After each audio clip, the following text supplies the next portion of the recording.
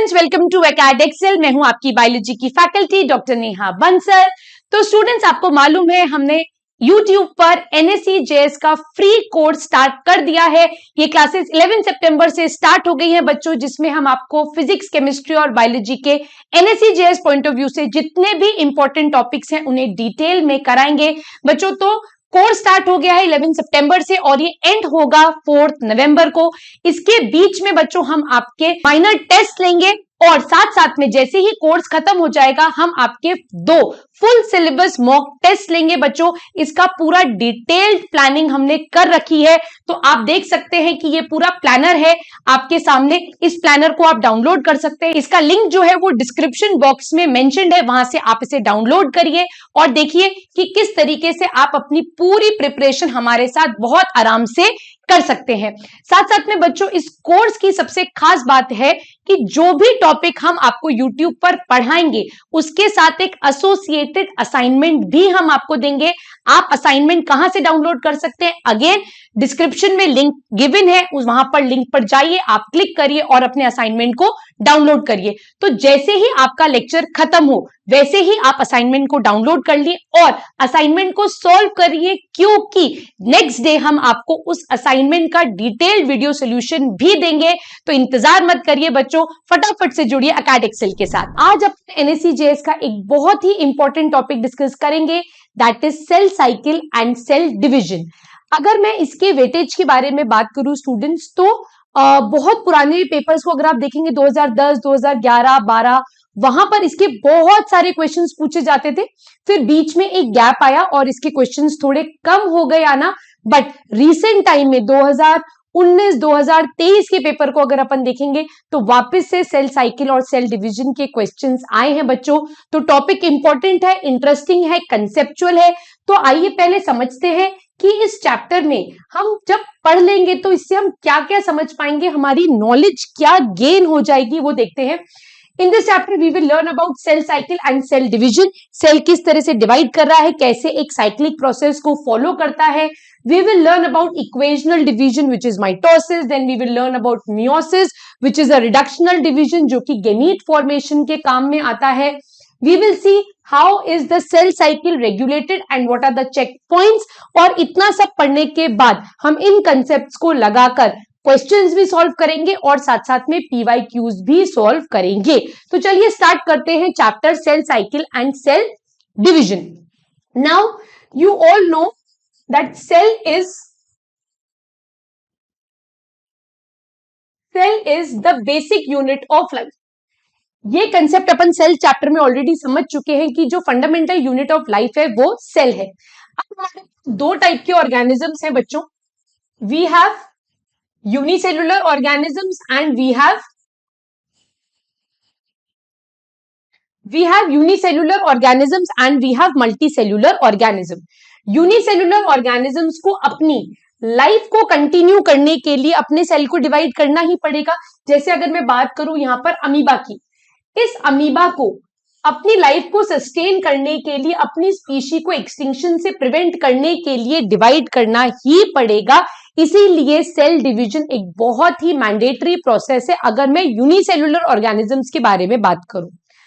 अगर मैं multi cellular organisms के बारे में बात करती हूं बच्चों, तो यहां पर ग्रोथ के लिए, डेवलपमेंट के लिए,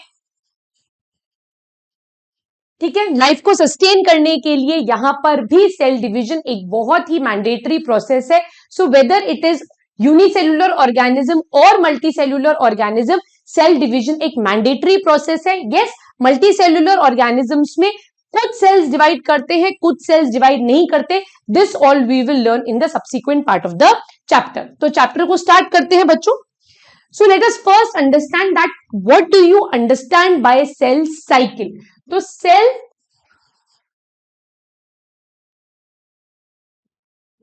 it is a cyclic process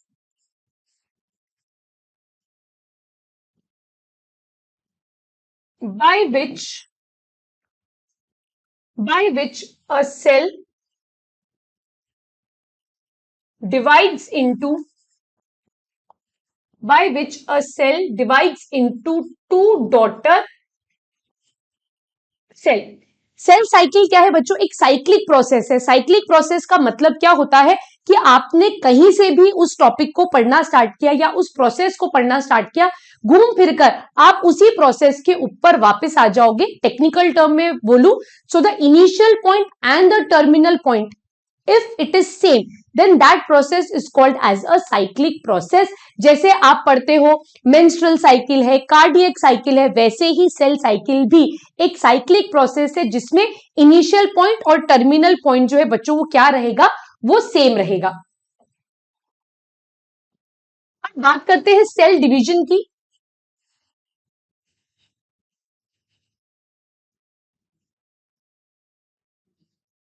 It is a process. It is a process by which a cell divides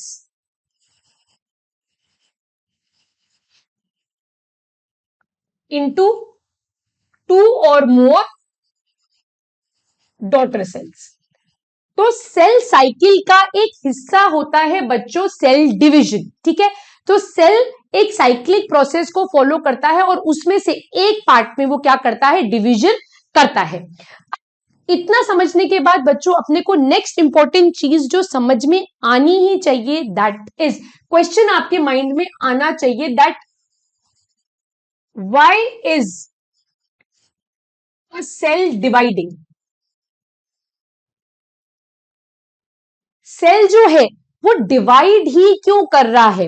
अब आप बोलोगे मैम ग्रोथ के लिए, रीजनरेशन के लिए, लाइफ को कंटिन्यू करने के लिए, ये सारे रीजंस आई अग्री है। बट अगर मैं बायोलॉजिकल एस्पेक्ट इसका देखूं कि सेल डिवाइड क्यों कर रहा है बच्चों, तो इसके दो मेन रीजन है। First is karyoplasmic index. 2010 का क्वेश्चन पेपर अगर आप देखेंगे बच्चों तो इसके ऊपर क्वेश्चन आया है, karyoplasmic index is called as KI। KI basically क्या होता है बच्चों? It is the volume of nucleus to volume of cell minus volume of nucleus.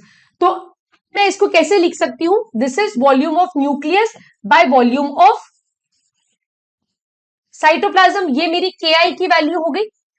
अगर मैं सेल की वॉल्यूम में से न्यूक्लियस की वॉल्यूम को सब्ट्रैक्ट कर दूं तो मुझे साइटोप्लाज्म की वॉल्यूम मिल जाएगी। एग्जैक्टली बच्चों यही होता है KI। KI जो होता है वो इनवर्सली प्रोपोर्शनल हो गया वॉल्यूम ऑफ साइटोप्लाज्म के। कैसा हो गया बच्चों? इनवर्सली प्रोपोर्शनल हो गया। तो अगर साइटोप्लाज्म का वॉल्यूम बढ़ेगा तो KI की वैल्यू घटेगी। जैसे ही KI की वैल्यू घटनी स्टार्ट हो जाती है, डिक्रीज होनी स्टार्ट हो जाती है, सेल क्या करता है? सेल डिवाइड कर जाता है। और यही एग्जाम में क्वेश्चन पूछा था कि if the value of KI reduces, if this value reduces, the cell divides। तो KI की स्टैंडर्ड वैल्यू 1 होती है, 1 से अगर वो कम हो गई तो सेल क्या करेगा? डिवाइड कर जाएगा। This concept is very very important. दूसरा रीजन सेल क्यों डिवाइड करता है is change in surface area is to volume ratio. अगर surface area is to volume ratio cell का चेंज होगा तो सेल क्या करेगा? डिवाइड करेगा।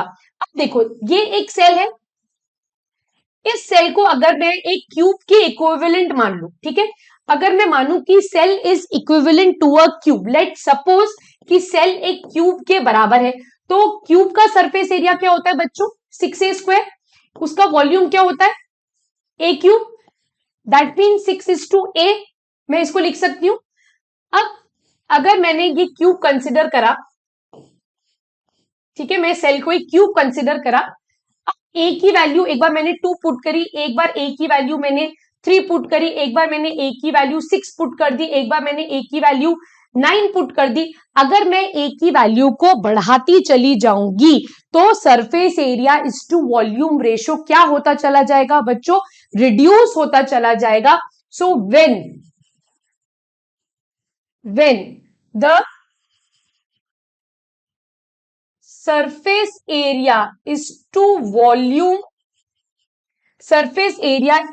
volume ratio decreases, then the cell will divide. और ये भी आप PYQs चेक करोगे, प्रीवियस ईयर के पेपर, बहुत पुराने 2010, 11, 12 वाले पेपर्स देखोगे तो ये क्वेश्चन भी आपको वहां पर मिलेगा. So these are the two main reasons कि हमारा सेल जो है वो डिवाइड करता है, due to change in the KI value, and दूसरा है change in the surface area is to volume ratio. I hope यहां तक सब क्लियर है. आगे चलते हैं. अब हम बात करेंगे सेल साइकिल की. ठीक है, अपन डिस्कस कर चुके हैं ये एक साइक्लिक प्रोसेस है जिससे सेल डिवाइड करता है. तो सेल एक साइक्लिक प्रोसेस को फॉलो कर रहा है, और ये जो सेल साइकिल है ये दो फेजेस के अंदर डिवाइडेड है. The first phase is called as interphase and the second phase is called as the M phase. On an average ये कंसिडर किया जाता है that most of the cells take 24 hours to divide. ये क्या लेते हैं?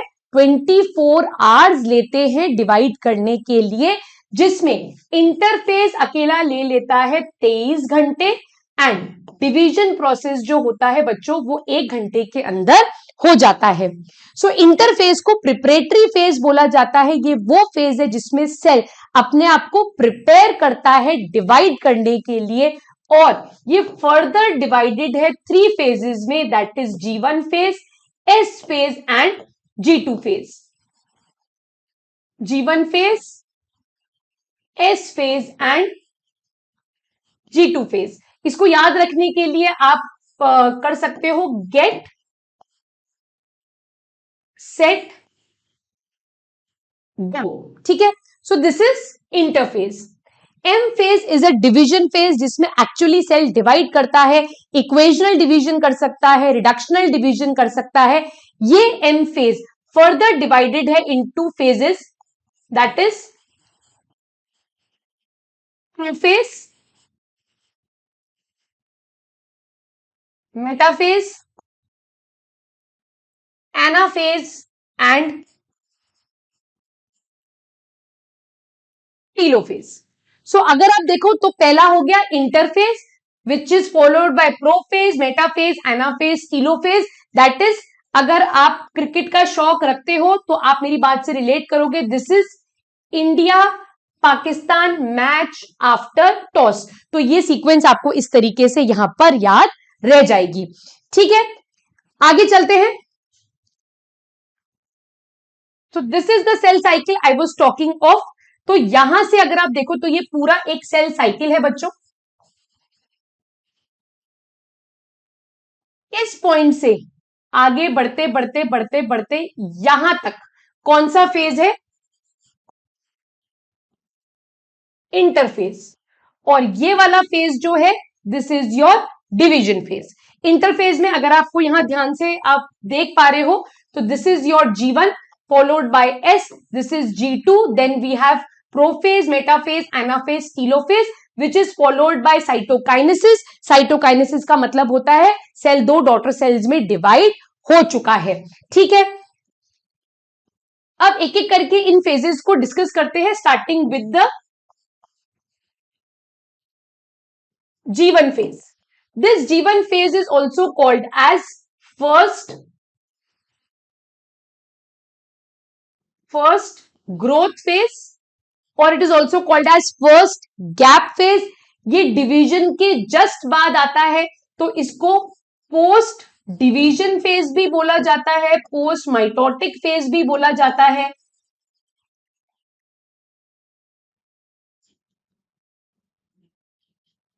It is the longest phase of I phase. या I phase या इंटरफेज का लॉन्गेस्ट फेज है ये. इसका ड्यूरेशन जो है बच्चों वो 12 आवर्स है. अब क्या क्या इवेंट्स इस G1 फेज के अंदर हो रहे हैं? देखिए, मेटाबॉलिकली काफी एक्टिव है. यहां पर सेल ग्रोथ हो रही है, यहां पर RNA सिंथेसिस हो रहा है,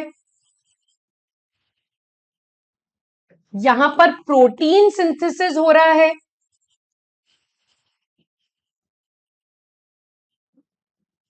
यहां पर एटीपी सिंथेसिस हो रहा है,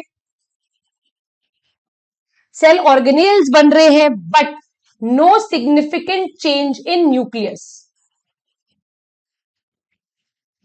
no significant change in nucleus, nucleus के अंदर कोई सिग्निफिकेंट चेंज नहीं हो रहा है। That is the characteristic feature of G one phase.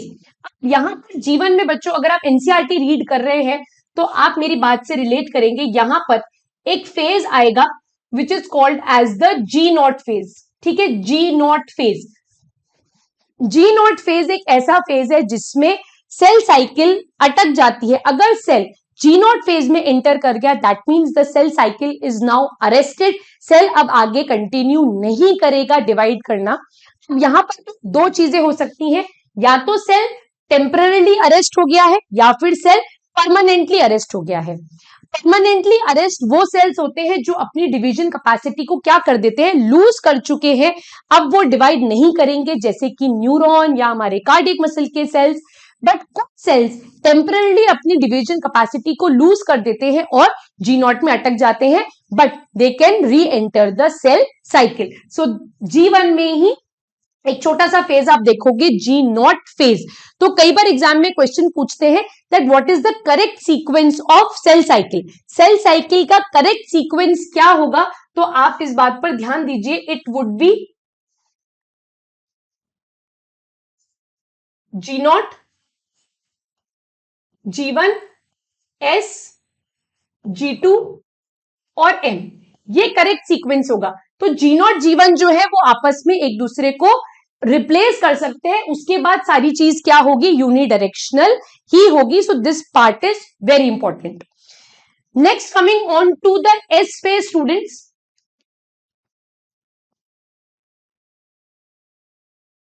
It is the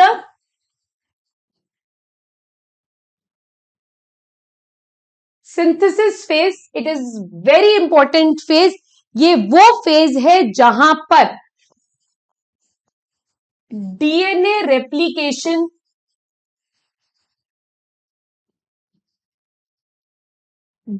replication takes place, chromosome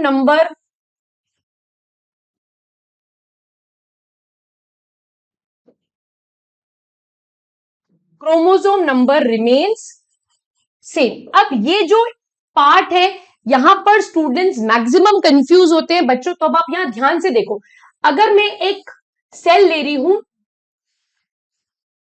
जिसमें डिप्लॉइड सेल्स है ना, पेयर्ड क्रोमोसोम्स प्रेजेंट है, तो यहां पर क्या होगा, how many pair we have, one pair of chromosome we have, one pair of chromosome का मतलब हो गया 2n, the genetic material is represented as 2c। Now when they enter into the S phase, जब ये S phase में enter करेंगे,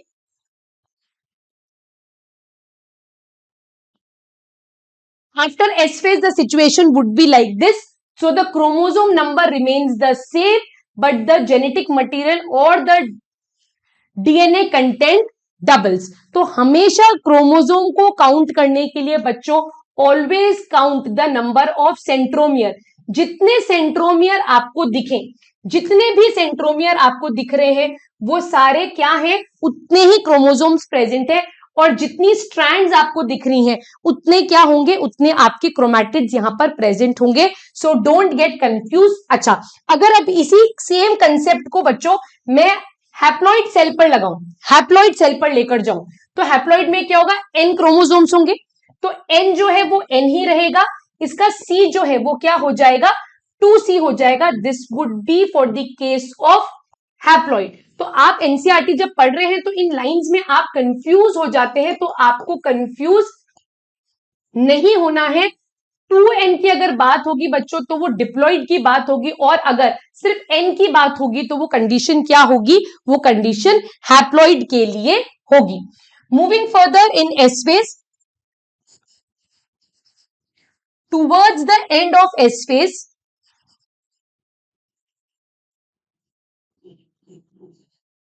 towards the end of S phase, centrioles are duplicated और इसी फेज में हिस्टोन प्रोटीन भी synthesise होंगे. Histone proteins are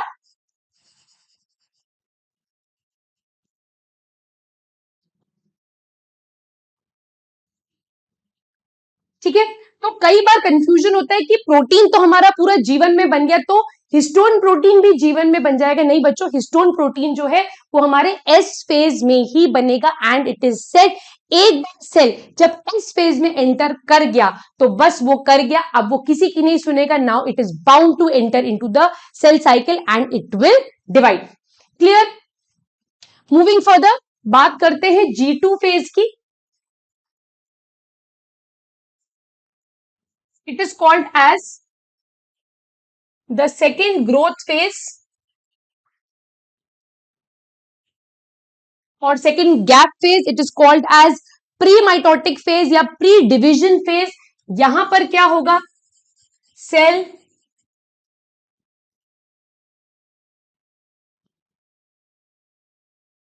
continues to grow. Cell grow करना कंटिन्यू करेगा. ATP is synthesized. सेल को डिवाइड करने के लिए जो एनर्जी चाहिए उसके लिए ATP चाहिए, वो यहीं पर सिंथेसाइज हो रही है. साथ साथ में यहां पर ट्यूबुलिन प्रोटीन इज सिंथेसाइज्ड जो कि आपके स्पिंडल फाइबर्स बनाने के काम में आएगा. Cell organelle number increases.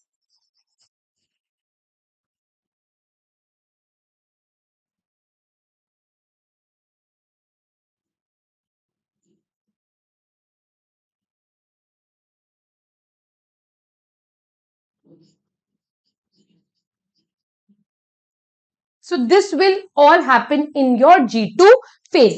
तो अब अगर आप यहां पर सेल साइकिल को देखो तो G1 फेज के अंदर आपके सेल की ग्रोथ हो गई, ATP सिंथेसाइज हो गया, प्रोटीन सिंथेसाइज हो गए, RNA सिंथेसिस हो गया.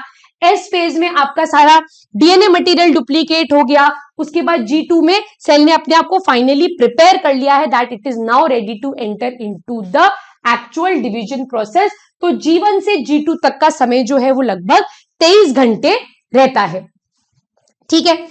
मूविंग फर्दर, ये सारे फेजेस हैं. Now we will talk of a type of cell division which is called as mitosis. Mitosis एक ऐसा सेल डिवीजन है बच्चों जिसको हम इक्वेशनल सेल डिवीजन कहते हैं. इक्वेशनल सेल डिवीजन कहते हैं. हमारी पूरी बॉडी के अंदर गोनैड्स के अलावा जो भी डिवीजन हो रहा है वो सारा कैसा है? वो माइटोसिस है. It is for the growth, it is for the development, it is for the healing, it is for the repair. आपके बाल बढ़ रहे हैं, माइटोसिस हो रहा है. आपके नाखून बढ़ रहे हैं, माइटोसिस हो रहा है. आपकी हाइट बढ़ रही है, दैट इज माइटोसिस. अगर आपको इंजरी हो गई है, स्किन न्यू फॉर्म हो रही है, तो वहां पर नए सेल्स जो बन रहे हैं, दैट इज ऑल्सो माइटोसिस. सो सबसे ज्यादा कॉमन डिवीजन जो आपकी बॉडी के अंदर हो रहा है बच्चों, वो कैसा है? माइटोसिस ही है. Now mitosis is divided into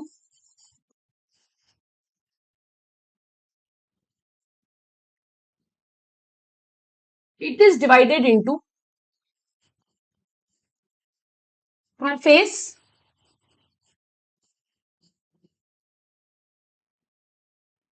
metaphase,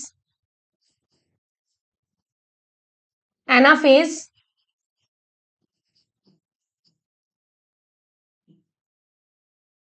telophase. ये सारे फेजेस जो हैं बच्चों, इसको हम कंसिडर करते हैं कैरियोकाइनेसिस के अंदर. कैरियोकाइनेसिस क्या होता है? Karyokinesis is division of nucleus. Now, all this division is followed by cytokinesis. Now, what is cytokinesis? It is the division of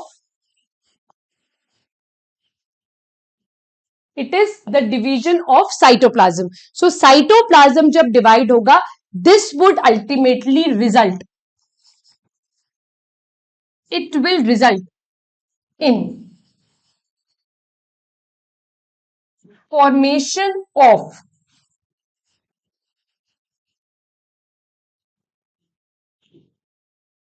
it will result in the formation of two daughter cells. So this is mitosis. We will pick one phases each one at a time and then we will start. तो चलिए start करते हैं prophase से. So this is the diagrammatic representation of prophase, which is the first phase of division. Okay. Prophase के अंदर आपको cell कुछ इस तरीके से दिखेगा. यहां पर या फिर मैं अगर आपसे बात करूं कि आपको ये जो डिस्टिंक्ट शेप ऑफ क्रोमोसोम दिख रही है, ईच विद डुप्लीकेटेड क्रोमैटिड, ऐसा स्ट्रक्चर आपको प्रोफेज के एंड पर दिखना स्टार्ट होता है. अगर मैं यहां पर बात करूं अर्ली प्रोफेज की, अर्ली प्रोफेज, तो अर्ली प्रोफेज में क्या होगा,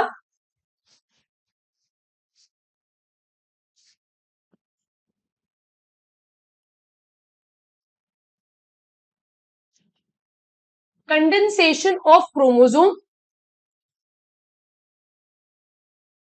begin. Condensation of the chromosome begin का मतलब क्या हो रहा है बच्चों, यहां पर ध्यान से देखो.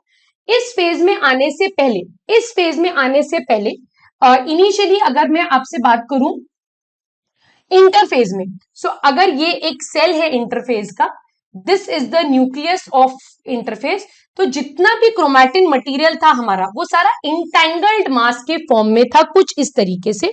दो यहां पर ऑलरेडी एस फेज अप हो चुका है, बट आप डिस्टिंक्ट क्रोमोसोम्स नहीं देख सकते. जैसे ही अर्ली प्रोफेज आया, ये जो इंटैंगल्ड मास था ये कैसा हो गया, कुछ इस तरीके से. कंडेंसेशन इसकी क्या हो गई, बिगिन हो गई. But towards the end of prophase condensation जो है वो कंप्लीट हो जाएगी और आपको इस तरह से डिस्टिंक्ट क्रोमोसोम जो है वो दिखाई देने लग जाएंगे. नेक्स्ट इंपॉर्टेंट चीज जो आपको प्रोफेज में देखने के लिए मिलेगी, that is centrioles. Centrioles begins to move towards opposite pole. यहां पर सारी मार्किंग अपन करेंगे. By the end of prophase है ना, बाय एंड ऑफ प्रोफेज क्या क्या होगा, nuclear membrane and nucleolus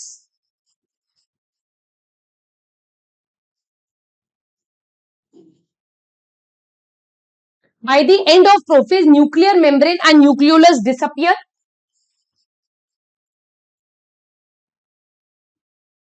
Cell organelle disappear. तो ये एक इंपॉर्टेंट इवेंट यहां पर होगा. मार्किंग्स कर लेते हैं बच्चों एक बार. This is the nuclear membrane. Towards the end of prophase ये डिसअपियर हो जाएगी. दीज आर दी सेंट्रियोल्स, ये ऑपोजिट पोल पर जा रहे हैं. These are condensed chromosome, each with duplicated chromatid. यहां पर जितने भी सेल ऑर्गेनेल्स हैं वो भी सारे क्या हो जाएंगे, डिसअपियर हो जाएंगे. So all these events will take place where, it will take place in the prophase. यहां तक क्लियर है. आगे चलते हैं, बात करते हैं मेटाफेज की.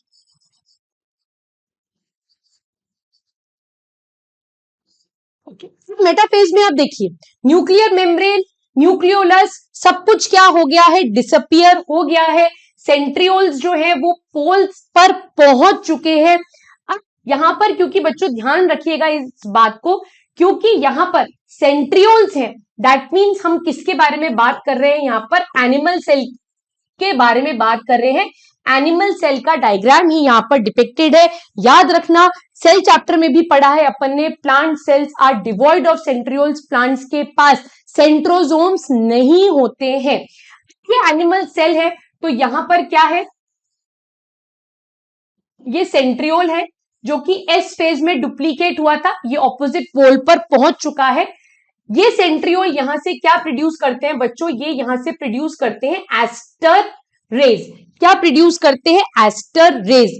तो जब आप माइक्रोस्कोप में इस सेल डिवीजन को देखोगे तो आपको ऐसा लगेगा कि दो ऑपोजिट पोल से लाइट इमिट हो रही है ना। ये कोई बायोल्यूमिनेंट स्ट्रक्चर नहीं है कि लाइट इमिट हो रही है। This is basically due to the gelation of protein. यहां पर प्रोटीन एक जेल फॉर्म में प्रेजेंट होता है जिसकी वजह से एक लाइट इमिट होती है।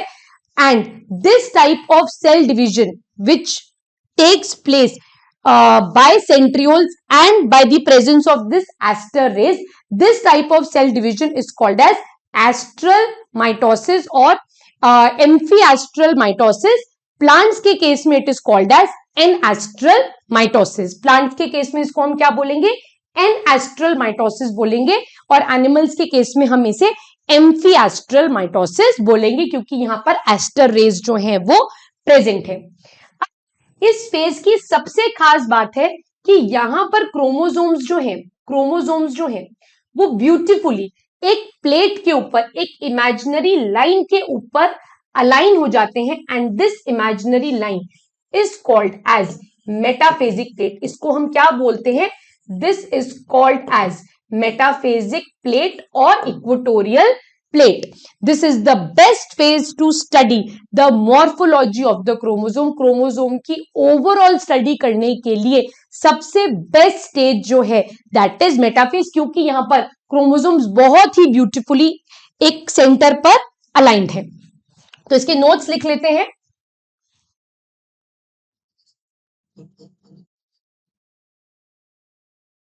The centriole,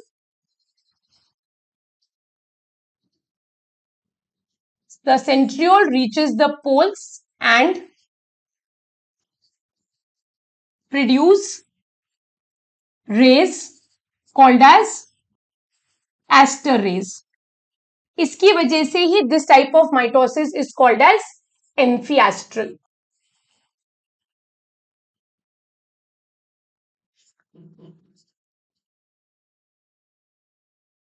The chromosomes align at an imaginary line called as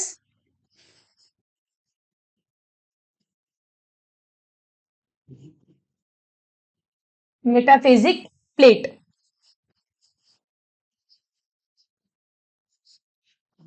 Best phase to study the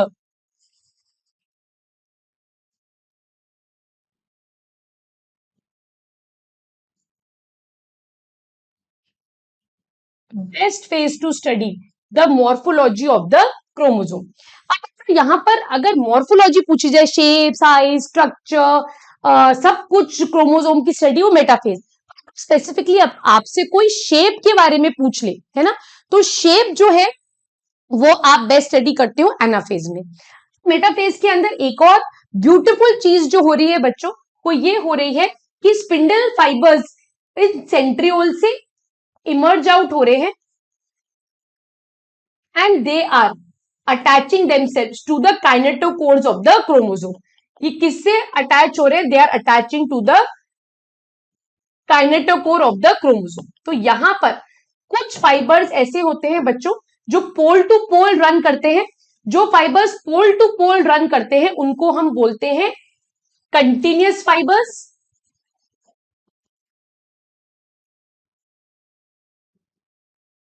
और जो फाइबर सेंट्रियोल से निकलकर काइनेटोकोर पे अटैच हो रहे हैं उनको हम बोलते हैं discontinuous fibres. They are called as discontinuous fibres.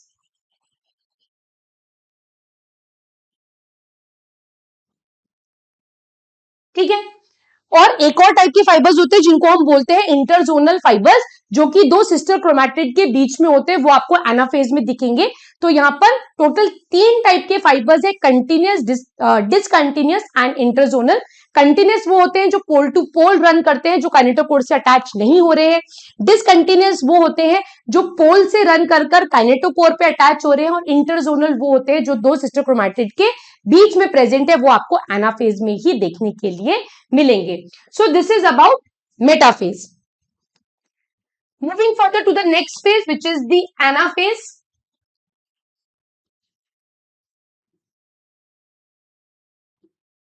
Anaphase में अब वापस से डायग्राम की तरफ चलते हैं। तो यहां पर अगर आप ध्यान से देखो, सो देर इज कंस्ट्रिक्शन ऑफ या there is contraction of the spindle fibres. Spindle fibres जो होते हैं वो कॉन्ट्रैक्ट होते हैं, सिकुड़ जाते हैं, और जिसकी वजह से स्पिंडल फाइबर्स के बीच में पुलिंग होती है। और उस पुलिंग की वजह से जो सिस्टर क्रोमैटिड है वो एक दूसरे से क्या हो गई बच्चों, यहां पर सेपरेट हो गई। तो यहां पर a part of the chromatid goes to the upper pole and a part of the chromatid goes to the lower pole। ये बात समझ में आई? इसके नोट्स लिखते हैं एक बार।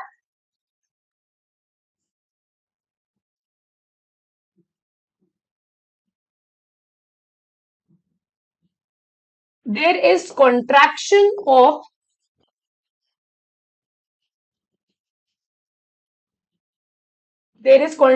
of the spindle fibers and the sister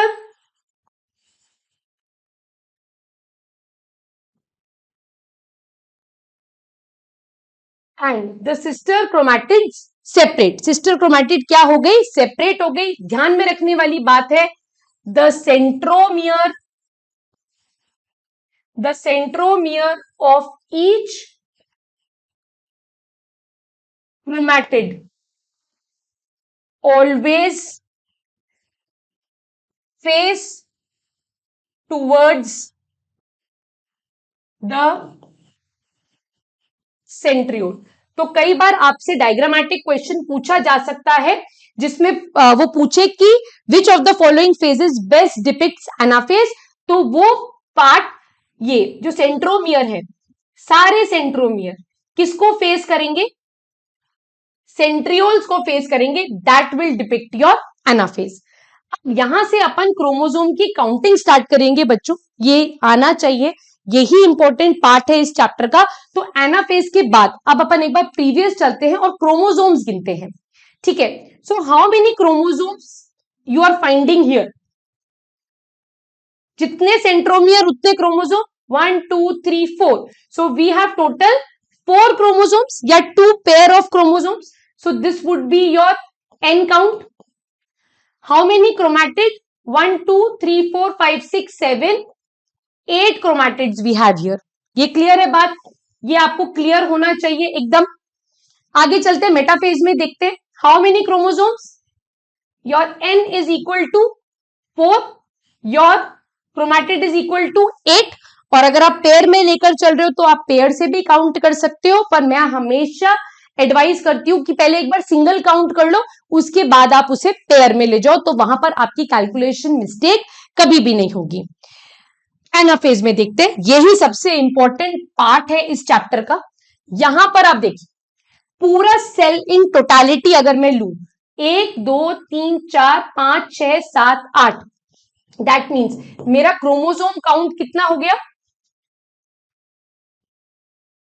8। और मेरा chromatid count 1 2 3 4 5 6 7 8। That means anaphase वो फेज है मेरे सेल डिवीजन का जहां पर क्रोमोसोम नंबर क्या होगा बच्चों, क्रोमोसोम नंबर यहां पर चेंज हो रहा है, डबल हो रहा है, ज्यादा हो रहा है। अगर क्रोमोसोम डबल होगा तभी तो मैं उसको इक्वल पार्ट्स में 2 जगह पर डिवाइड करवा पाऊंगी। अब यहां पर डिफरेंट ऑफ क्वेश्चंस जो पूछे जा सकते हैं, जिसका आपको बहुत ध्यान रखना है, दैट इज कि वो आपसे एक क्लस्टर का भी पूछ सकते हैं और आपसे वो इन टोटालिटी सेल का भी पूछ सकते हैं। तो क्लस्टर में कितना होगा, मतलब एक पोल पर कितना जा रहा है और दूसरे पोल पर कितना जा रहा है, वो क्लस्टर्स हो गए अलग अलग। और इन टोटालिटी अभी ये पूरा एक ही सेल है, तो यहां पर क्रोमोसोम नंबर कितना है, 8, और क्रोमैटिड नंबर कितना है, 8। सो ये चीज आपको ध्यान रखनी होगी।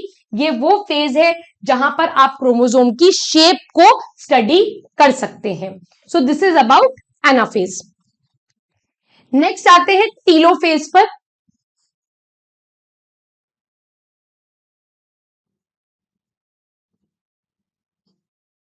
Telophase, the chromosomes reaches the poles, nuclear membrane, cell organelles, nucleolus,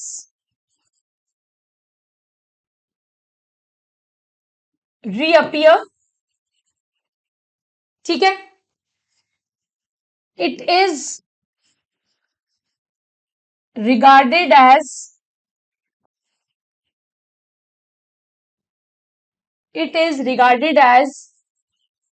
reverse of prophase. ठीक है, प्रोफेज में ये सारी चीजें डिसअपियर हुई थी, यहां पर ये सारी चीजें क्या हो गई बच्चों, रीअपियर हो गई। यहां देखो ध्यान से, ये रहा nuclear membrane,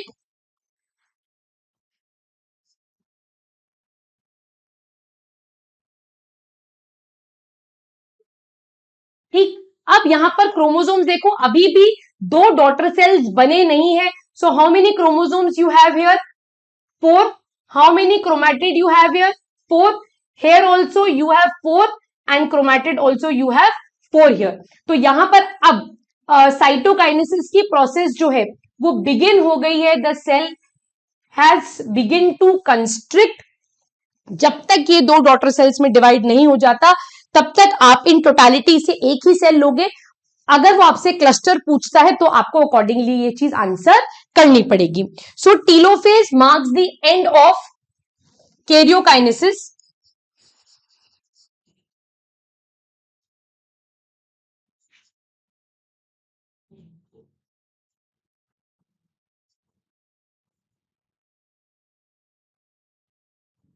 that means nucleus का डिवीजन अब कंप्लीट हो गया है।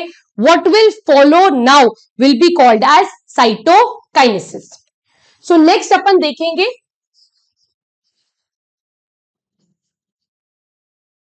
Cytokinesis. What is cytokinesis?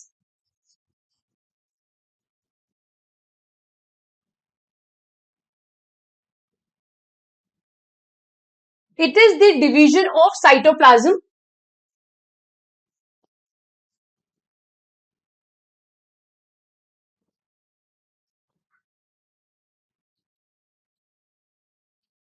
and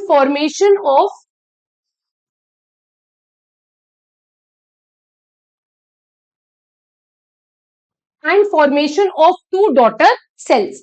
अब यहां पर एनिमल सेल जो है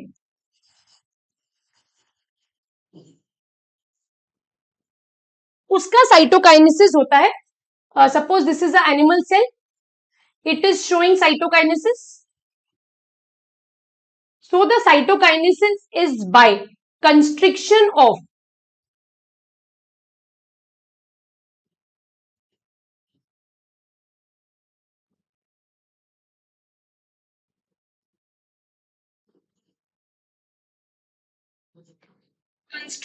ऑफ प्लाज्मा मेम्ब्रेन, या इसको आप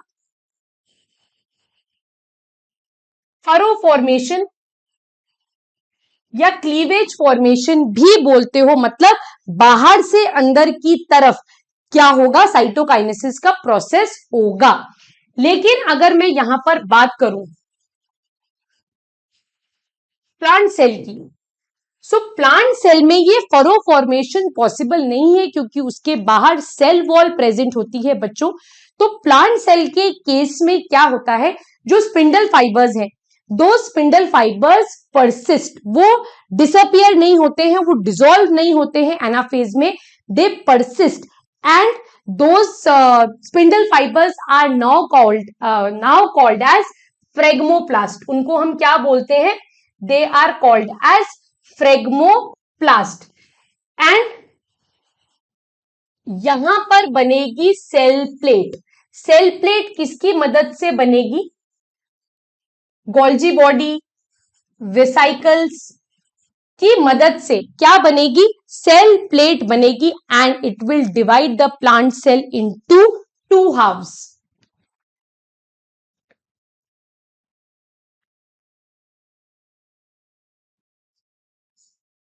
ये प्लांट सेल है,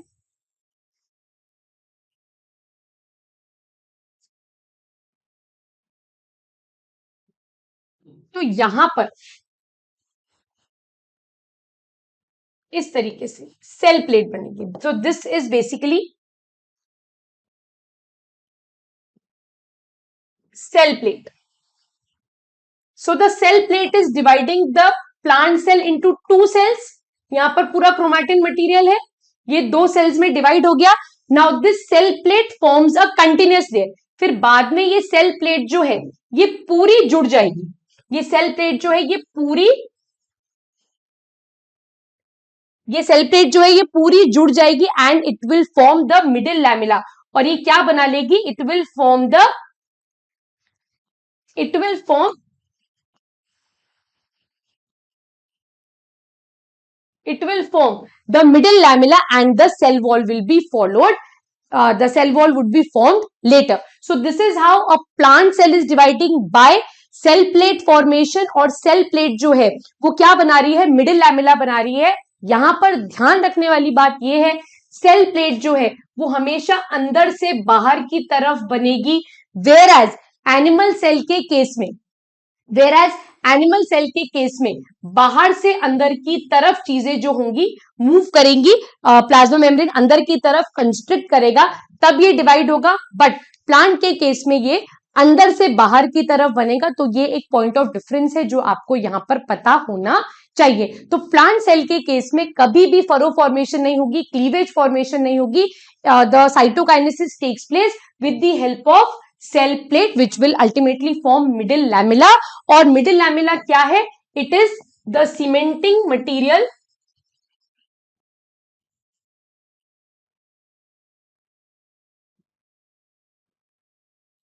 between two adjacent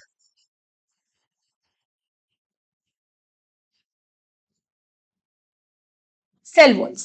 So after this, once the cytokinesis is over, the cell is ready to again move into the interphase or interphase का G1 phase, and then the whole process will repeat itself. इसीलिए इसको क्या कहा गया है? Cell cycle कहा गया है। Next, after completing mitosis, let us start our discussion with another type of cell division which is called as meiosis. Meiosis is a type of division which results in the formation of gametes. ये एक ऐसा division है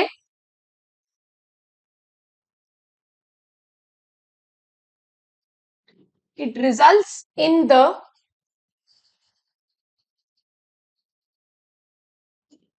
formation of gametes. gametes क्या होते हैं बच्चों? ये haploid sex cells है। मियोसिस जो है ये दो पार्ट्स में होता है, मियोसिस 1, मियोसिस 2। अब मियोसिस 1 से पहले, prior to meiosis 1, I phase इससे माइटोसिस के जैसा ही आई फेज होता है।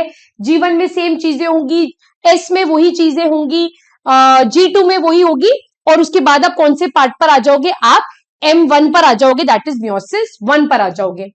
मियोसिस 2 के केस में just prior to meiosis 2, the interface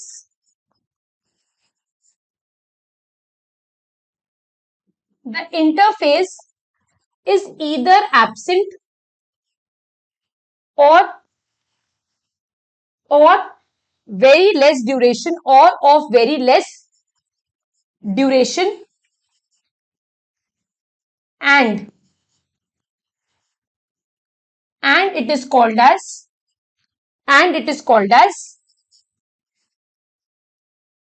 interkinesis. उसको क्या कहा जाता है? It is called as interkinesis.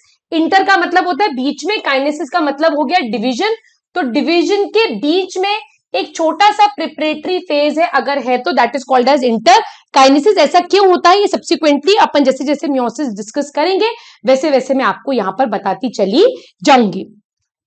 अब बात करते हैं एक बार मियोसिस वन की।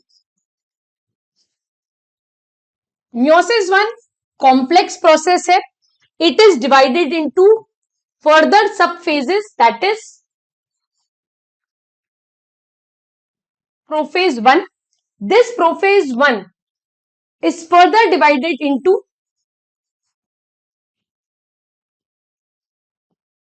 leptotene, zygote, chitin,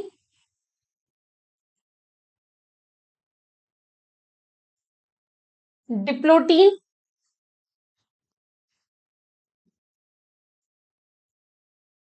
and diakinesis. याद रखने के लिए ट्रिक, ला जरा पानी दे दे, ठीक है। या फिर आप क्रिकेट फॉलो करते हो, आईपीएल देखते हो तो लेडीज इंटा of Punjab versus Delhi Daredevils, आप कैसे भी याद रख सकते हो बट ये ऑर्डर आपको याद रखना ही पड़ेगा। Prophase one is then followed by metaphase one,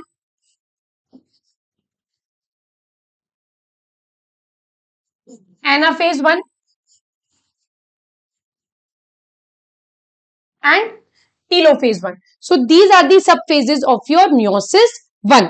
अब अपना जो डिस्कशन है वो मियोसिस 1 से स्टार्ट होगा। We'll start with prophase 1 and then एक एक स्टेज को अपन डिटेल में देखते चले जाएंगे।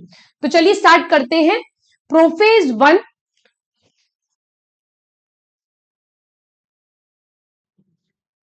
प्रोफेज 1 के फर्स्ट सब phase say that is leptotene. सारी चीजें सेम चल रही है जैसे माइटोसिस में चली थी। अब यहां पर आप जो ये क्रोमोसोम्स देख रहे हो, अब यहां पर अपन बात करेंगे पेयर ऑफ क्रोमोसोम्स के बारे में। So we have a pair of chromosome, this is one pair of chromosome, this is the second pair of chromosome। तो लेप्टोटीन एक ऐसी स्टेज है यहां पर chromosomes are very thin,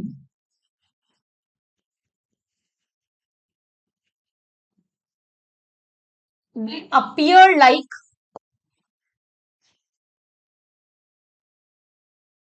chromosomes are very thin, they appear like thread। And इसको कई बार thinnest chromosome stage, thread like stage भी बोला जाता है बट वेरी कॉमनली इसको बुके स्टेज भी कहा जाता है। It is called as bouquet stage.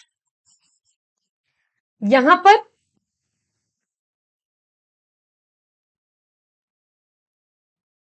आपको सेंट्रियोल, सेंट्रोजोम विथ सेंट्रियोल आपको दिखेगा। दीज आर थिन क्रोमोसोम्स जिनका कंडेंसेशन क्या हो रहा है, अब बिगिन होगा। दिस इज न्यूक्लियर मेम्ब्रेन जो कि पूरे प्रोफेज 1 में रहेगी। प्रोफेज 1 जब मेटाफेज 1 में कन्वर्ट होगा उस टाइम पर ये न्यूक्लियर मेम्ब्रेन यहां पर डिसअपियर होगी। तो आई होप ये आपको क्लियर है, इजी पार्ट है ये। नेक्स्ट अपन देखें zygotene.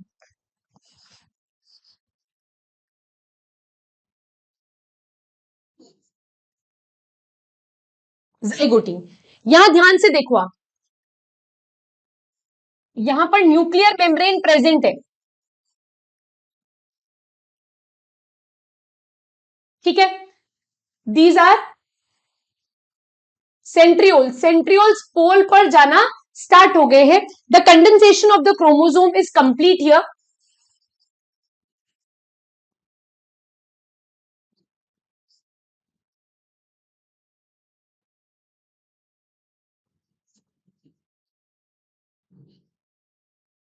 Now very important thing जो यहां पर होती है बच्चों, यहां पर होमोलोगस क्रोमोसोम्स जो है,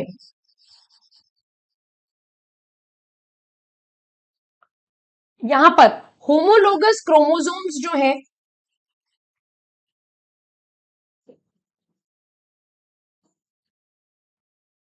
they begin to come close, and this process of coming close of the homologous chromosome is called as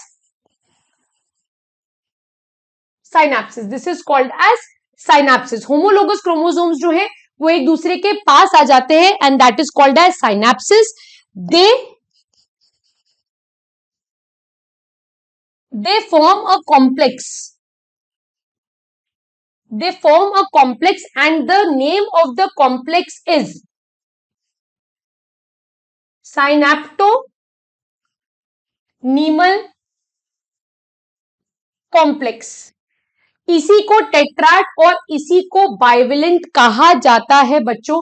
तो यहां पर अगर आप ध्यान से देखो तो यहां पर ये होमोलोगस क्रोमोसोम्स जो है, होमोलोगस क्रोमोसोम्स क्या होते हैं, वो क्रोमोसोम्स जो एक जैसी जेनेटिक इंफॉर्मेशन को कैरी कर रहे हैं. ये क्रोमोसोम्स एक दूसरे के पास आ जाते हैं and they form a complex which is called as synaptonemal complex, या फिर ये बना लेते हैं यहां पर बाइवेलेंट. एंड सपोज हमारे पास 23 पेयर्स ऑफ क्रोमोसोम्स है, 46 क्रोमोसोम्स है, तो वो सारे 46 क्रोमोसोम्स अपने अपने पेयर में आ जाएंगे. होमोलोगस क्रोमोसोम मतलब वो क्रोमोसोम जो एक जैसी जेनेटिक इंफॉर्मेशन को कैरी कर रहे हैं, जो कि आपने एक अपने फादर से एक्वायर करा है और आपने एक अपनी मदर से एक्वायर करा है. तो ऐसे 23 बाइवेलेंट्स आपको मिलेंगे क्योंकि वो सबने क्या कर लिए हैं, अपने अपने पेयर्स बना लिए हैं. So this happens in case of zygotene. Next हम बात करेंगे next stage of prophase 1 that is pachytene. It is a stage, it is a stage where recombination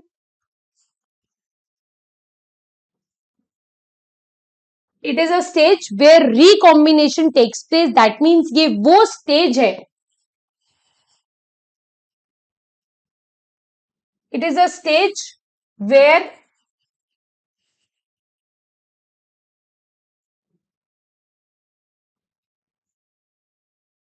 it is a stage where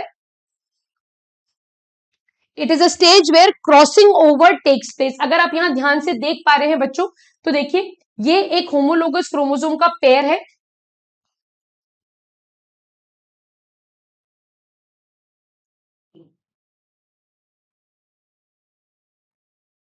ठीक, यहां पर देखिए this arm is crossing this part and this is crossing this part. अब यहां पर ये जो chromosomes बन गए हैं they have different genetic material, so these are recombinants. ये क्या बन गए, यहां पर रिकॉम्बिनेंट्स बन गए. कहने का मतलब है क्रोमोसोम्स ने अपने जेनेटिक मटेरियल को एक्सचेंज कर लिया है and now what is formed here is called as recombinants. यहां पर जो एंजाइम काम में आता है बच्चों that is called as recombinase enzyme.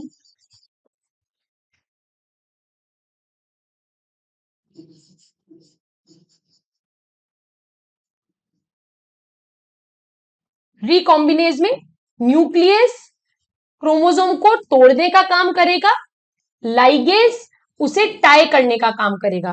Nucleus segment को ब्रेक करेगा और लाइगेज एक्सचेंज सेगमेंट्स को जोड़ेगा. अब क्रॉसिंग ओवर जो है बच्चों ये एक बाय चांस फिनोमिना है, इसके ऊपर आपका कोई कंट्रोल नहीं है. हो सकता है पूरी की पूरी आर्म चेंज हो जाए, हो सकता है 1/4 सेगमेंट चेंज हो सकता है 3/4 सेगमेंट चेंज हो सकता है हाफ सेगमेंट चेंज हो. So this is a random process, it is not under our control at all. Moving further, pachytene के बाद जो नेक्स्ट स्टेज आती है बच्चों that is called as diplotene. Diplotene के केस में क्या हो रहा है बच्चों, देखो ये आपका एक क्रोमोसोम है,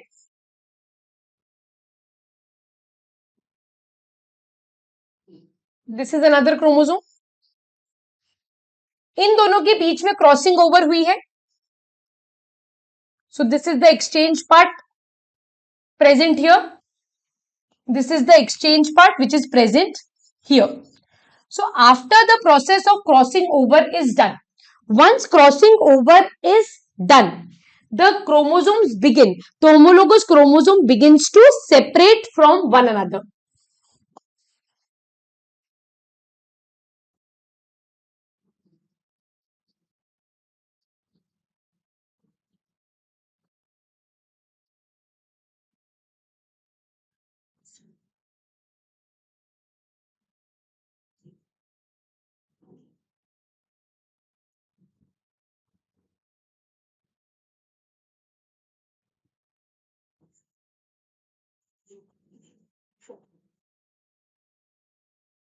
The homologous chromosomes begins to separate from one another, but they remain attached to a point. एक पॉइंट पर वो अटैच रहते हैं, और वो पॉइंट कौन सा होता है? वो पॉइंट जहां पर क्रॉसिंग ओवर हुई है, उस पॉइंट से ये क्या रहते हैं? अटैच रहते हैं. And that point of attachment is called as chiasmata. उस पॉइंट ऑफ अटैचमेंट को क्या बोलते हैं? That point of attachment is called as chiasmata. So chiasmata दिखता डिप्लोटीन में है, पर बनता कहां है? बनता ये पकाइटीन के अंदर है, जहां पर क्रॉसिंग ओवर हुई है. So it becomes visible only when the homologous chromosomes separate. तो ये पॉइंट ऑफ अटैचमेंट जो दिख रहा है, that is called as chiasmata. So this basically happens in diplotene. Next phase, last phase of prophase 1 is diakinesis. यहां पर एक process होता है जिसको हम बोलते हैं terminalisation.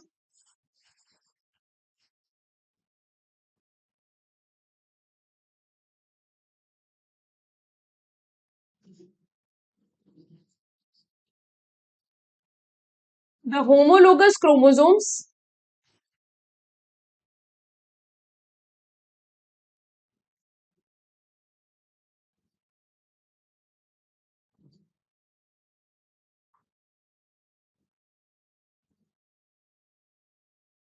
homologous chromosomes moves away from one another. The chiasmata also dissolves.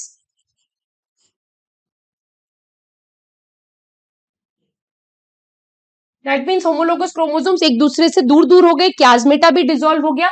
Now what will happen is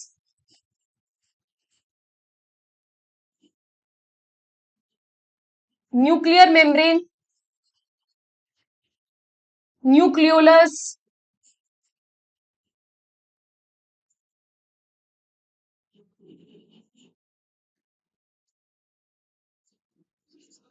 all will disappear, and the cell is now ready to move into metaphase 1. तो यहां पर अब हम बात करेंगे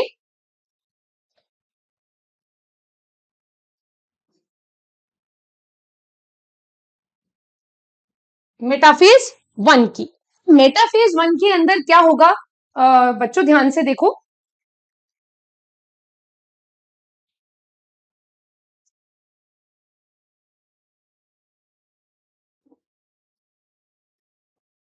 सपोज ये मेरा cell है. अब इस सेल के अंदर सेम चीज होगी जैसा अपने माइटोसिस में हुआ था. Again this is the equatorial plate, है ना, जिसको मेटाफेजिक प्लेट बोला अपन ने.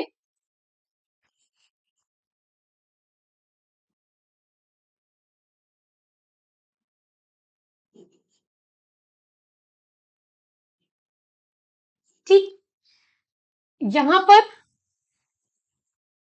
सेंट्रियोल्स पहुंचे हुए हैं जो कि स्पिंडल फाइबर्स का फॉर्मेशन कर रहे हैं. The chromosomes have aligned themselves, the homologous chromosomes have aligned themselves on the either side of metaphasic plate. Now यहां पर क्रोमोसोम्स कहां प्रेजेंट है? Either side of metaphasic plate with crossed over ends. ठीक है. These are the spindle fibers.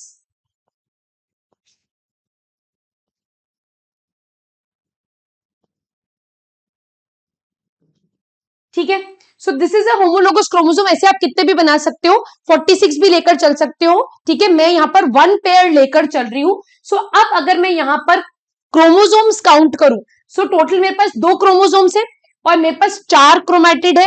That means यहां पर I have 1 pair of chromosomes.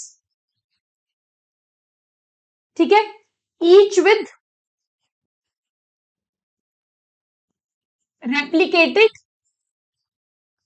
each with replicated chromatid, right, exactly यही है यहां पर।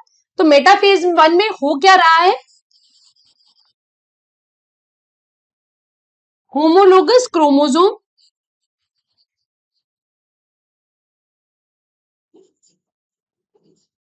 Align at the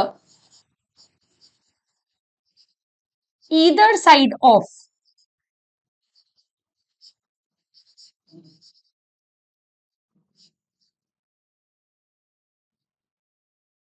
it will align at the either side of the metaphasic plate। अब next important चीज देखते हैं कि एनाफेज 1 के अंदर क्या होगा। यही सबसे इंपॉर्टेंट इवेंट है कि एनाफेज 1 में क्या हो रहा है।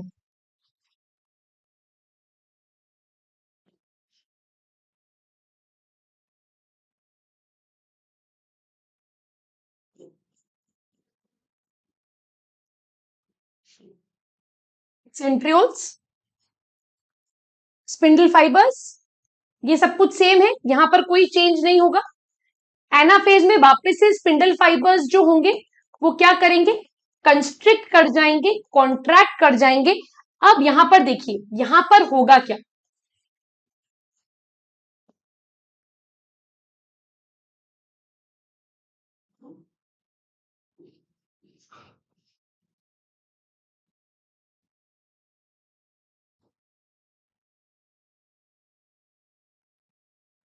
देखिए I think most of you would have guessed कि यहां पर क्या हुआ। एनाफेज में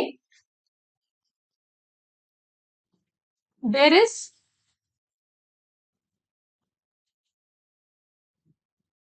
contraction of spindle fibers in anaphase 1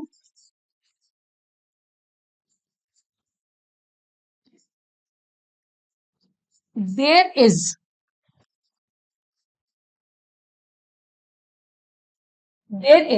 separation of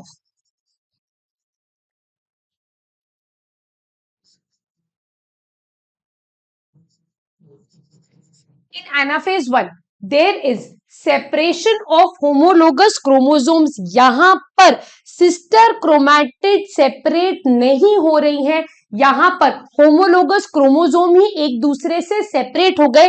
अब अगर आप यहां पर काउंट करो, सो इन टोटलिटी अगर अपन काउंट करें तो यहां पर I have 1 pair of chromosome,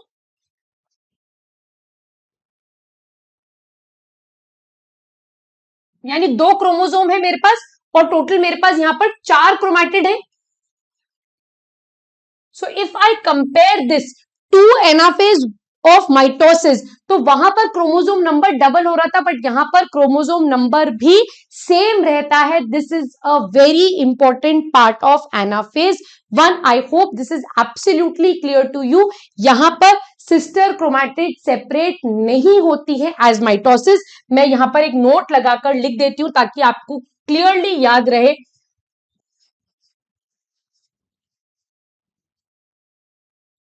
Sister chromatids are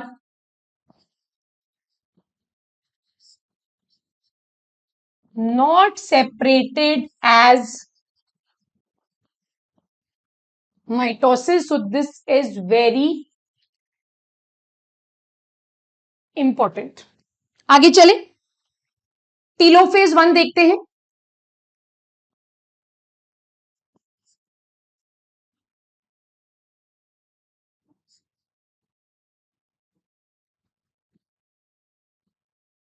The chromosome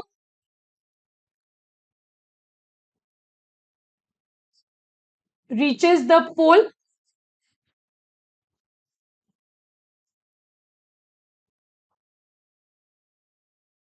nuclear membrane, cell organelle,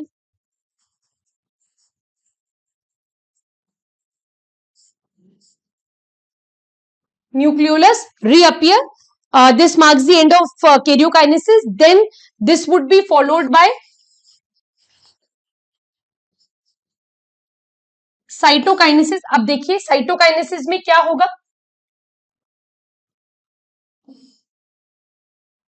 So this is a cell which is formed.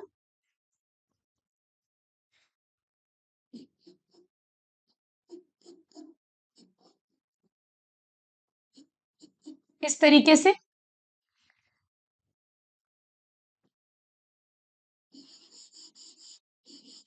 chromosome is here like this and a chromosome is here like this, definitely with exchange segments. आप बनाना चाहो तो बार बार बना सकते हो, otherwise आपको clear होना चाहिए कि यहाँ पर पार्ट्स जो है वो एक्सचेंज हो चुके हैं. Now this is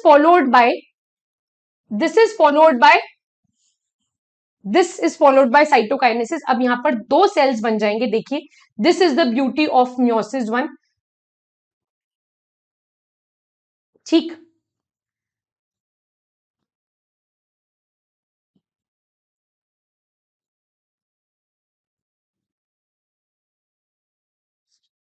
so you'll have one chromosome here and you'll have another chromosome here. So you have a pair of chromosome here and now the number has reduced to half. यहां पर सिर्फ one chromosome present है और यहां पर क्या present था, one pair present था. तो यहां पर क्या हो गया, हमारा क्रोमोसोम नंबर का रिडक्शन यहां पर हो चुका है. इमेजिन करिए अगर हमारे पास 46 क्रोमोसोम्स होते तो at the end of cytokinesis हर एक सेल के अंदर हमारे पास 23 क्रोमोसोम्स होते. सो मियोसिस 1 में होमोलोगस क्रोमोसोम्स की सेपरेट होने की वजह से क्या हुआ है, जो क्रोमोसोम नंबर है that has been reduced to half. Now each of these cells will enter into the next phase of division, that is meiosis 2. देखिए now अब जब meiosis 2 हो रहा है, एग्जैक्टली मैंने आपको यही बात स्टार्टिंग में बताई थी. So I am taking one cell, आप दोनों सेल लेकर चल सकते हैं, मैं एक सेल लेकर चल रही हूं. सो this is the nuclear membrane, this is the chromosome I have. अब इस क्रोमोसोम को जब मैं सेल साइकिल में भेजूंगी तो क्या मुझे यहां पर एक एक्स्ट्रा एस फेज की रिक्वायरमेंट है. So the S phase is not required here because it already has a duplicated arm. सो यहां पर एस फेज की रिक्वायरमेंट नहीं है because chromosome already have duplicated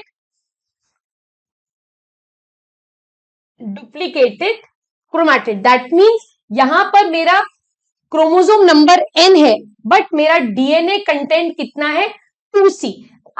इस सेल को जब मैं मियोसिस 2 के अंदर भेजूंगी तो ये मियोसिस 2 जस्ट लाइक माइटोसिस एक इक्वेशनल डिवीजन होगा. जस्ट लाइक माइटोसिस एक इक्वेशनल डिवीजन होगा and at the end of cell division मुझे इस सेल से दो सेल्स मिल जाएंगे, कुछ इस तरीके के.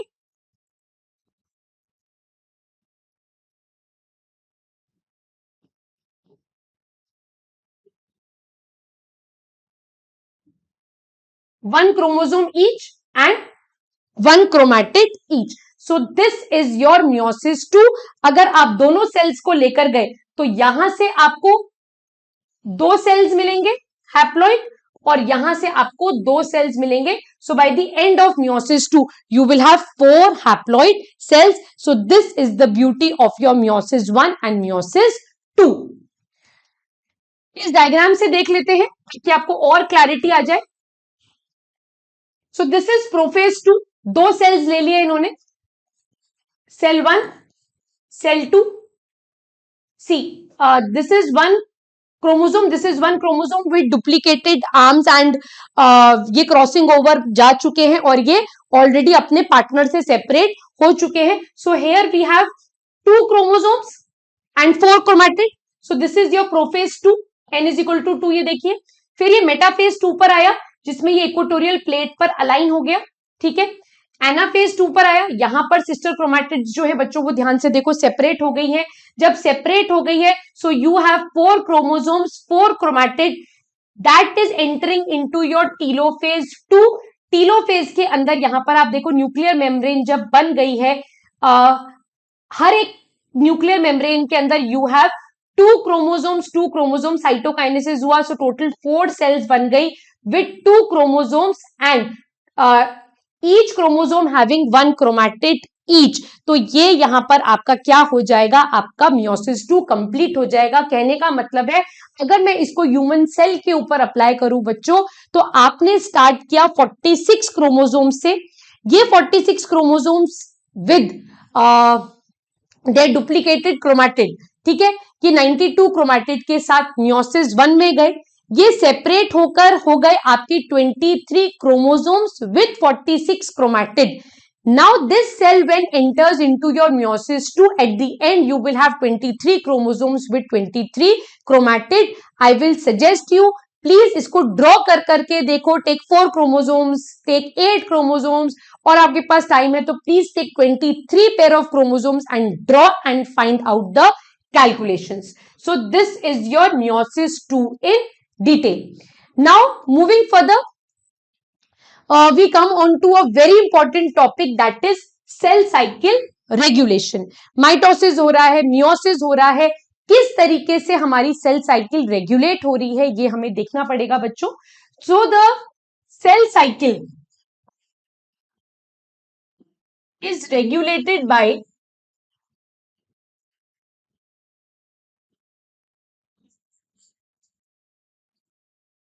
cyclin and kinase.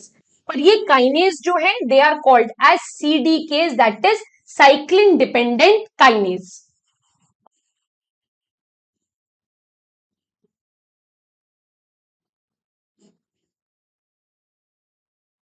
साइक्लिन जो है बच्चों ये एक रेगुलेटरी प्रोटीन है.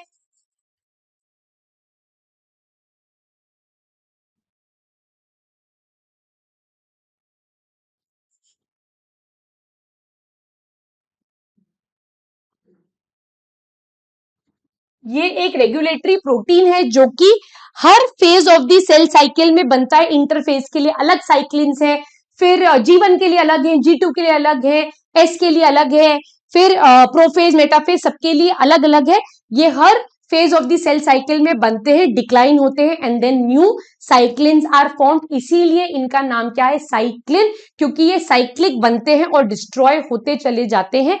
अगर ये डिस्ट्रॉय नहीं होंगे बच्चों तो फिर transition to the next phase of the cell cycle is not possible.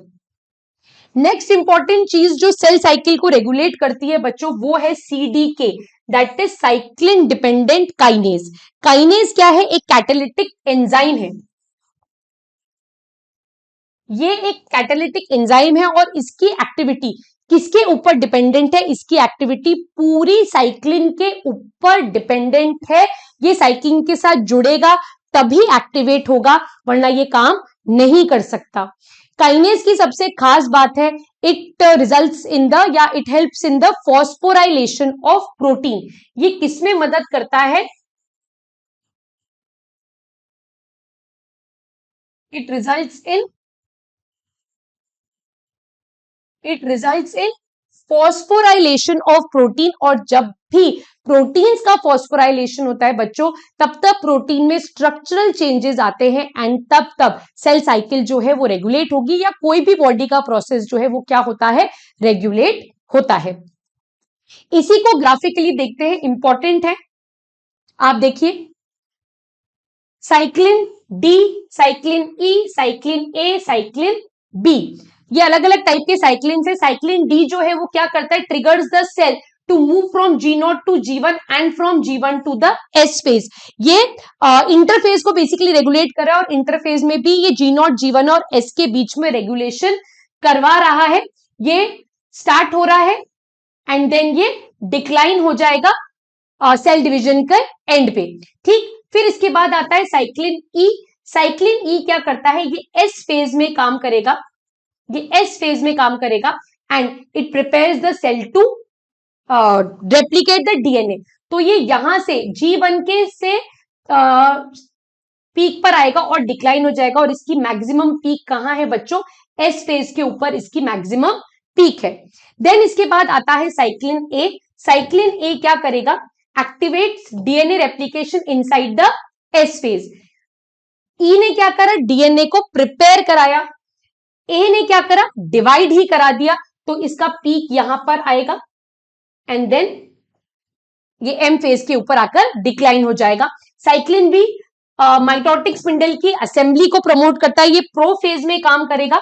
तो अलग अलग साइक्लिन के अलग अलग फंक्शंस हैं, तो ये आप कुछ इंपॉर्टेंट फंक्शंस हैं, ये आप नोट कर सकते हैं। आज तक एनएससी जेएस में इसके ऊपर क्वेश्चन नहीं पूछा गया है, बट यू नेवर नो आईएपीटी किस टॉपिक को उठाकर क्वेश्चन पूछ ले, तो ये आपको पता होना चाहिए। आप इसका एक स्क्रीनशॉट ले सकते हैं या आप इसे नोट डाउन भी कर सकते हैं। मूविंग फर्दर, कुछ चेक पॉइंट्स भी आते हैं बच्चों।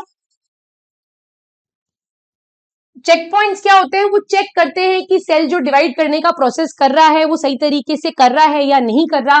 तो 3 चेक पॉइंट आते हैं बच्चों, एक आता है G1 और S के बीच में, एक आता है G2 और N के बीच में, और एक आता है हमारा M फेज में, और M फेज में भी वो आता है मेटा फेज में।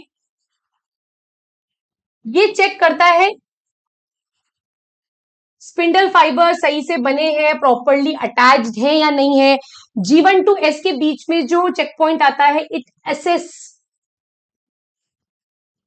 डीएनए डैमेज, सेल ग्रोथ, ये सारी चीजों को बेसिकली असेस करता है। सब कुछ ठीक होता है तो वो उसको आगे जाने देता है, नहीं होता तो फिर उसको रोकता है, उसको करेक्ट करने की कोशिश करता है। तो बेसिकली ये चेक पॉइंट्स है, ये 3 चेक पॉइंट्स के नाम आपको यहां पर पता होने चाहिए। मूविंग फर्दर, ओके, कुछ क्वेश्चंस कर लेते हैं बच्चों, ताकि आपको क्लैरिटी रहे कि और कॉन्फिडेंस आए कि जो टॉपिक हमने पढ़ा है वो सही है या नहीं। Dash is the number of DNA in chromosome at the G2 stage of the cell cycle, ठीक है। Dash is the number of DNA, okay. अब यहां पर हैप्लॉइड डिप्लॉइड नहीं दे रखा, तो 1 तो नहीं हो सकता, क्योंकि 1 अगर होगा तो डबल हो जाएगा। 3 नहीं हो सकता, तो यहां पर राइट आंसर क्या होगा, 2। दैट मीन्स अगर ये क्रोमोसोम है तो C से ये क्या हो चुका है, 2C, और N से ये कितना रह रहा है, N ही रह रहा है।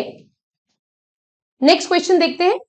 The stage which serves as a connecting link between meiosis 1 and meiosis 2, interphase 2, interphase 1, it is called as interkinesis. ये मैंने आपको थ्योरी में पढ़ाया है। अगर इंटरफेज छोटा प्रेजेंट है between meiosis 1 and meiosis 2, so that is called as interkinesis.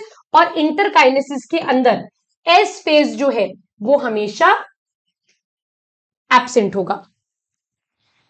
The longest stage in cell cycle is interphase, anaphase, metaphase, none of the above. तो इंटरफेज होगा, इसका टोटल ड्यूरेशन कितना है, 23 hours. The dash state implies the exit of cells from the cell cycle. तो अगर cell divide करना छोड़ रहा है टेम्पररली या परमानेंटली, तो वो कहां जाएगा, G0 में चला जाएगा। This is called as arrested G1 और silent G1, quiescent G1। Synapsis is defined as the pairing of, तो साइनेप्सिस किसके बीच में होता है बच्चों? होमोलोगस क्रोमोसोम्स के बीच में होता है।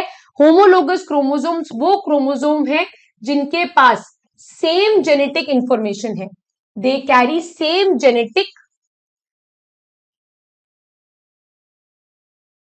Information, that is homologous chromosomes. और ये कौन से स्टेज में देखने के लिए मिलेगा आपको? Zygotene of prophase 1।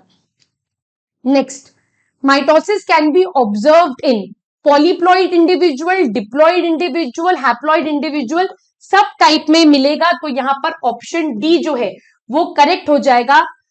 Both A B C and D सब में आपको ये देखने के लिए मिलेगा, तो कंफ्यूज होने की जरूरत नहीं है। हर टाइप ऑफ ऑर्गेनिज्म में माइटोसिस तो होगा ही होगा। मियोसिस होने के लिए आपको क्या चाहिए? आपको diploid condition, minimum diploid condition आपको आपके पास होनी चाहिए। The spindle apparatus is formed during the dash of mitosis, so it is formed during phase of mitosis। ठीक है, स्पिंडल एपरेटस मतलब सेंट्रियोल से स्पिंडल फाइबर्स का आना, एस्टरेज का अपीयर होना, ये सारा जो असेंबली है ये कहां हो जाता है? प्रोफेज में हो जाता है। साइक्लिन इज एसोसिएटेड विद, तो ये अभी अपन ने पढ़ा कि ये सेल साइकिल को रेगुलेट करते हैं, तो ये कहां मिलेंगे हमको? माइटोसिस के अंदर मिलेंगे। Okay, if an individual wants to view diakinesis, diakinesis का मतलब हो गया मियोसिस 1 का, मियोसिस 1 का prophase 1, which of these would the student study? Hair, leaf, onion, root, flower bud. तो फ्लावर बड में होगा क्योंकि ये क्या है? ये sexually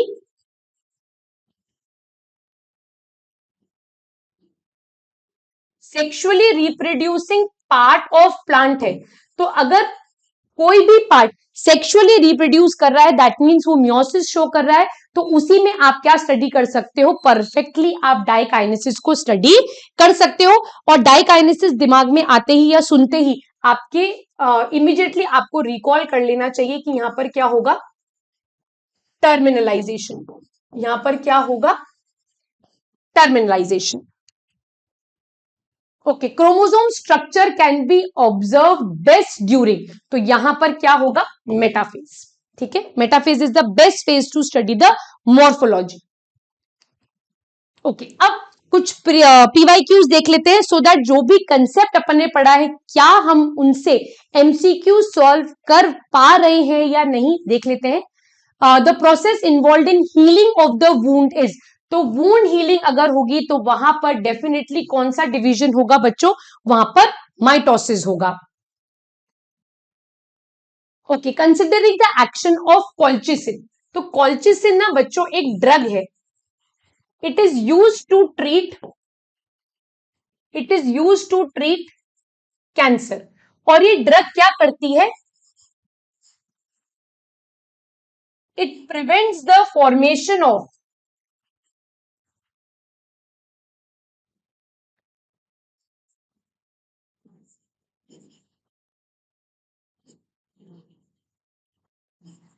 it prevents the formation of spindle fibres. ऐसे ही एक और ड्रग होती है बच्चों, होती है टैक्सोल।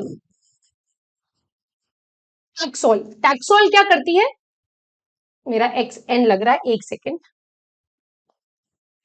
टैक्सोल क्या करती है? प्रिवेंट्स